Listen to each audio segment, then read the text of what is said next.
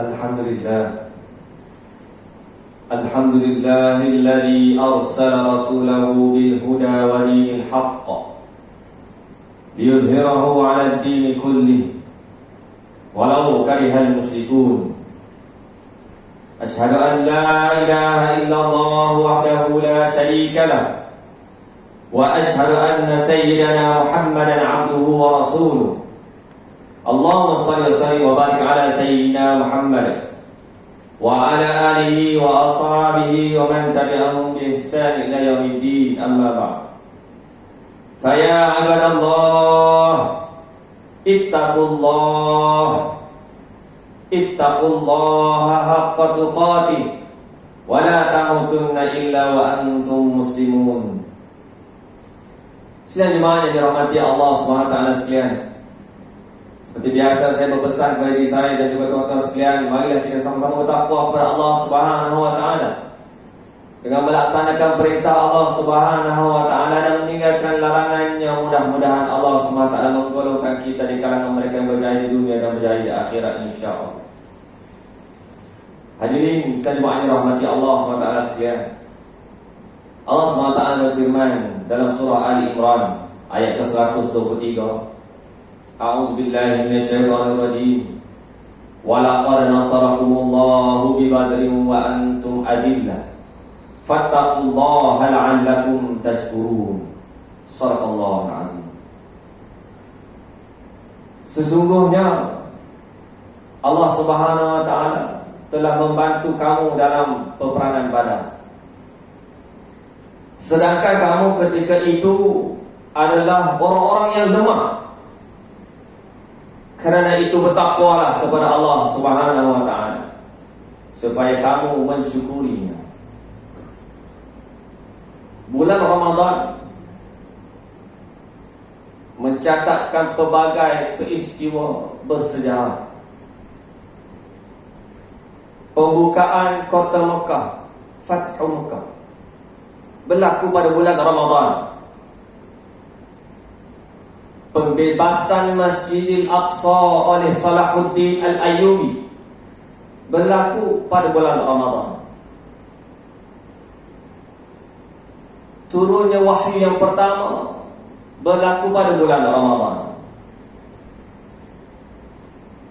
Syahidnya Sayyidina Ali radhiyallahu anhu yang dibunuh oleh Ibnu Maljam berlaku pada bulan Ramadan. Begitulah juga dengan peristiwa besar Badar Al-Kubra yang merupakan tapak kemenangan Islam dalam melebarkan penguasaan seterusnya. Peperangan Badar Al-Kubra ini berlaku pada 17 Ramadan pada tahun kedua Hijrah, di mana pada tahun yang sama jugalah diwajibkan umat Islam berpuasa. Berlaku apabila Rasulullah SAW sendiri yang mengetuai pasukan tentera Islam seramai 313 orang menuju ke Badar untuk menyekat kafilah perniagaan Quraisy yang dipimpin oleh Abu Sufyan Al-Harb yang baru pulang daripada Syam menuju ke Mekah. Jumlah tentera Islam tidak begitu ramai, kerana pada asalnya ianya adalah merupakan suatu operasi untuk menyekat kabilah tersebut, dan Rasulullah SAW sendiri tidak berhasrat untuk melakukan peperangan secara terbuka. Peperangan yang sangat besar, peperangan yang sangat bersejarah ini. Dan oleh itu ramai di kalangan para sahabat yang tidak menyertai rombongan ini. Malangnya kemarahan tentera Islam telah diketahui oleh Abu Sufyan melalui pengintip yang telah ditugaskannya, lalu dia memerintahkan agar wakil kafilah untuk minta bantuan daripada kafir Quraisy di Mekah.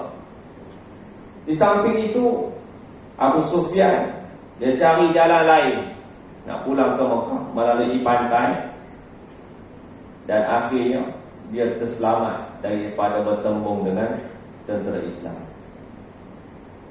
Lalu dia menghantar utusan kepada Abu Jahal, mengatakan kami dah selamat sampai, dah tak perlulah bantuan ketenteraan, tak perlu lagi.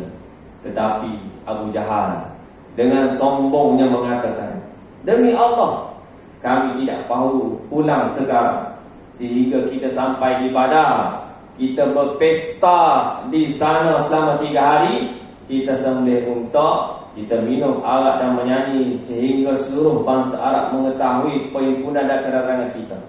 Maka kehebatan kita terus menerus dapat dilihat oleh mereka. Hadirin sekalian jemaah yang dirahmati Allah SWT.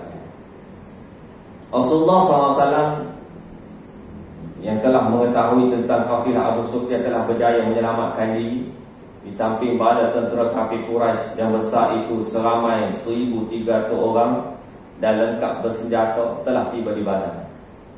Oleh itu, tentera Islam tiada pilihan lain selain daripada bertempur, kerana jika mereka berundur, berarti kafir Quraisy akan mendapat kemenangan dari sudut moral, dari sudut politik, dari sudut ketenteraan, dan dapat mendapat kedudukan yang kuat di semenanjung tanah Arab.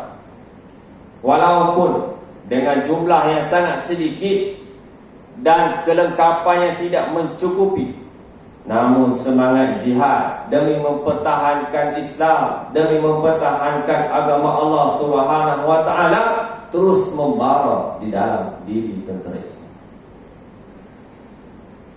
Hadirin sekalian jemaah yang dirahmati Allah SWT sekalian. Pada malam perkemahan sebelum berlakunya pertempuran tersebut, hujan lebat telah turun di lokasi tempat perkemahan mereka. Ini merupakan bantuan pertama Allah Subhanahu wa taala kepada tentera-tentera muslimin. Kerana lokasi tempat perkemahan yang sangat strategik dan lokasi perkemahan yang dipilih oleh musyrikin Quraisy sangat tidak strategik, di mana jenis tanah yang berbeza. Tanah tempat perkemahan umat Islam apabila hujan, tanahnya menjadi kejap dan padat. Manakala keadaan tanah, permukaan tanah yang dipilih oleh musyrikin Quraisy apabila hujan lebat menyebabkan mereka tidak dapat duduk dengan selesa. Keadaan berselut, keadaan yang sangat teruk, dan mereka tidak cukup rehat malam itu sebelum berperang pada keesokan harinya. Dan inilah antara bantuan pertama Allah Subhanahu wa taala kepada tentera muslim. Pada malam 17 Ramadan sangat tenang bagi umat Islam.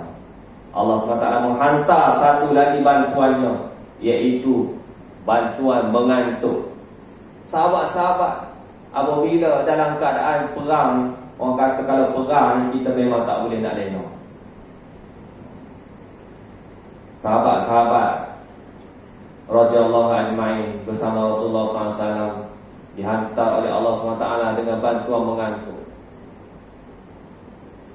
Mereka dapat tidur dengan tenang, dapat kerehatan yang cukup.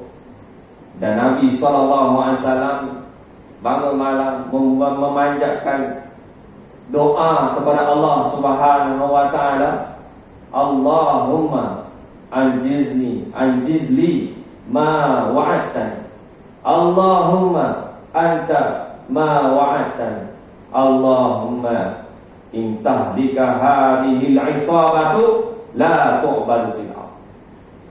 Nabi SAW merayu kepada Allah Subhanahu wa taala, ya Allah, wahai Tuhan, tunaikanlah apa yang telah Engkau janjikan kepada-Ku. Ya Allah, wahai Tuhan, kurniakanlah apa yang dijanjikan kepada-Ku. Ya Allah, wahai Tuhanku, jika Engkau binasakan pasukan kecil ini, maka Engkau tidak akan disembah lagi di bumi selepas ini.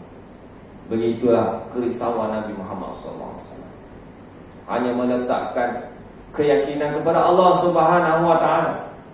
Dahlah bilangan tentera yang tidak seimbang, sudahlah kelengkapan pun tidak seimbang, sangat tidak sama rata keadaan tentera yang berhadapan dengan Rasulullah sallallahu alaihi wasallam tersebut. Berlipat kali ganda kekuatan dan kehebatan mereka. Rasulullah sallallahu alaihi wasallam dengan penuh yakin memanjatkan doa kepada Allah Subhanahu wa taala. Keesokan harinya mulalah peperangan tersebut. Mula dengan 3 lawan 3. Rasulullah sallallahu alaihi wasallam menghantar Ubaidah bin Harith, menghantar Sayyidina Hamzah dan Sayyidina Ali untuk bertembung dengan 3 orang pahlawan daripada musyrikin Quraisy. Dipendekkan cerita, tentera Islam, 3 orang sahabat ini memenangi dan berjaya membunuh panglima musyrikin Quraisy tersebut. Ini adalah kemenangan moral yang pertama bagi umat Islam. Ia meniupkan semangat kepada tentera-tentera Islam bahawa mereka yakin inilah kemenangan yang pertama dan seterusnya kami akan menang insya-Allah. Maka Rasulullah sallallahu alaihi wasallam sepanjang peperangan tersebut sentiasa berdoa kepada Allah Subhanahu wa taala. Kerisauan baginda Nabi sallallahu alaihi wasallam mengangkatkan tangan berdoa kepada Allah Subhanahu wa taala sampai jatuh serban sembah baginda.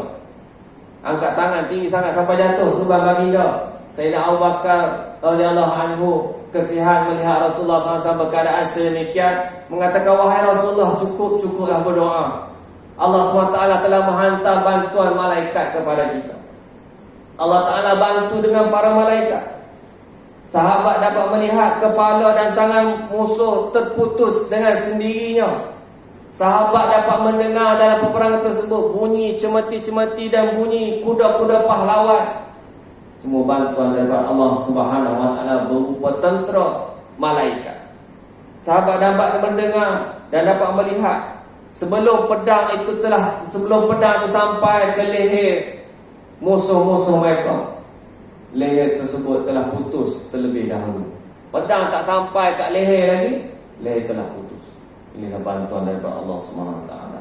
Harith bin Hisham mengatakan bahawa dia telah bertemu dengan seorang lelaki rupa Suraqah bin Malik, lari daripada medan peperangan. Dia tanya, apa hal ni, kenapa kamu lari? Dia kata, kami lihat apa yang kamu tidak lihat. Nabi SAW apabila mendengar cerita tersebut, Rasulullah SAW kata, itulah Iblis. Iblis nampak para malaikat yang sedang bertembung dengan tentera-tentera muslimin, dan dia lari melarikan diri masuk ke dalam laut, takut dengan keadaan sedemikian rupa. Inilah janji Allah Subhanahu wa taala kepada orang yang memperjuangkan agama Allah Subhanahu wa taala.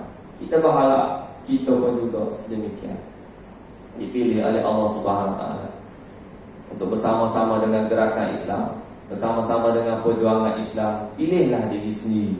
Kita yang membuat keputusan tersebut untuk bersama-sama dengan orang-orang yang memperjuangkan agama Allah Subhanahu wa taala. Jadikanlah kisah ini, peristiwa ini, bulan Ramadan yang mulia ini sebagai pemangkin semangat kita untuk meneruskan perjuangan bersama-sama dengan gerakan Islam, tuan-tuan guru, para ahli ulama, untuk memperjuangkan agama Allah SWT, menegakkan sebuah negara yang melaksanakan syiar Allah Subhanahu wa taala, yang melaksanakan undang-undang Allah Subhanahu wa taala.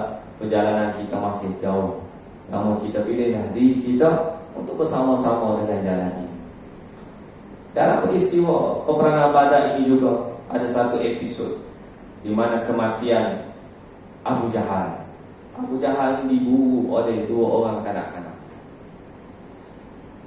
Nama kanak-kanak tersebut yang memburu Abu Jahal adalah Mu'az bin Amr. Bila dia nampak Abu Jahal, dia tanya, mana Abu Jahal? Yang mana siapa? Dia tak kenal, tak pernah jumpa. Masa tu tak ada Facebook, tak ada WhatsApp, tak kenal muka Abu Jahal macam mana. Dia tanya, pakcik-pakcik, mana Abu Jahal? Tu Abu Jahal. Maka dia bersungguh-sungguh, 2 orang pemuda, maka Mu'az bin Amr berjaya menetak betis Abu Jahal.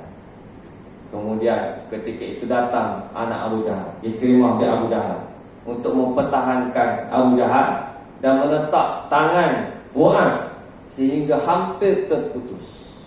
Tak putus lagi.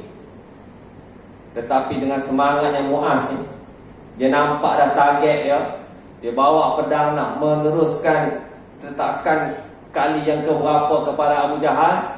Tangan dia ni dia tergantung, dia cabut tangan dia sebab melambatkan pergerakannya. Akhirnya dia dapat menetak Abu Jahal. Abu Jahal jatuh tersungkur, tak mati lagi. Datang Abdullah bin Mas'ud untuk menyelamatkan riwayat Abu Jahal. Dibawalah kepala Abu Jahal kepada Rasulullah SAW. Nabi SAW kata, inilah Fir'aun zaman ini. Hadirin muslimin yang dirahmati Allah SWT. Akhirnya Islam telah menang dalam peperangan Badar dengan 70 orang musyrikin telah mati dan 70 orang musyrikin telah ditawan. Dan di kalangan umat Islam hanya 14 orang sahaja yang mati syahid. Dan kita melihat bahawa kemenangan ini telah meletakkan Islam sebagai agama yang tertinggi. Dan umat Islam menjadi bangsa yang kuat, bukan lagi sebagai mangsa penindas bangsa kufar. Semoga semangat jihad Badar ini akan membakar semangat kita dalam memastikan Islam menjadi agama yang memerintah, bukannya agama yang diperintah. Firman Allah Subhanahu wa ta'ala dalam surah Al-Anfal ayat ke-9, إِذْ تَسْتَغِيثُونَ رَبَّكُمْ فَاسْتَجَابَ لَكُمْ أَنِّي مُمِدُّكُمْ بِأَلْفٍ مِّنَ الْمَلَائِكَةِ مُرْدِفِينَ. Ingatlah ketika kamu memohon pertolongan kepada Tuhanmu, lalu diperkenankan bagimu, sesungguhnya aku akan mendatangkan bantuan kepadamu dengan 1000 malaikat yang datang berturut-turut. Barakallahu li wa lakum fil Qur'anil azim.